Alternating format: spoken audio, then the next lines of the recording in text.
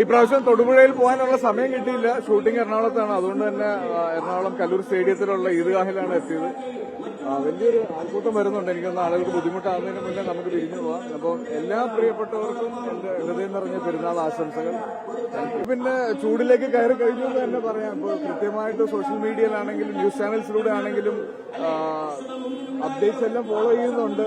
വളരെ ആകാംക്ഷയുണ്ട്. ഒരുപാട് പ്രിയപ്പെട്ടവര്, വളരെ അടുത്തറിയാവുന്നവര്, വളരെ ആകാംക്ഷയോടെ നോക്കിക്കാണുന്നവരൊക്കെ ഇലക്ഷൻ നിൽക്കുന്ന ഒരു വർഷം കൂടിയാണിത്, ഒരു ടേം കൂടിയാണിത്. അപ്പം ഉറപ്പായിട്ടും അതിന്റെ എല്ലാ എക്സൈറ്റ്മെന്റും ഉണ്ട്. വരും ദിവസങ്ങളിലൊക്കെ പ്രിയപ്പെട്ടവർക്ക് വേണ്ടിയൊക്കെ പ്രചാരണത്തിന് പോകണം എന്ന് ആഗ്രഹമുണ്ട്. സമയം അനുവദിക്കുകയാണെങ്കിൽ തീർച്ചയായിട്ടും വരുന്ന ദിവസങ്ങളിലൊക്കെ ഇലക്ഷൻ മണ്ഡലങ്ങളിലൊക്കെ കാണാൻ പറ്റും. ഉഷാരടിയെ വളരെ നന്നായിട്ട് വളരെ ഒരുപാട് നാളായിട്ട് അറിയാം. വളരെ നന്നായി സംസാരിക്കുന്ന, വളരെ നന്നായിട്ട് ഇടപഴകുന്ന ഒരാളാണ്.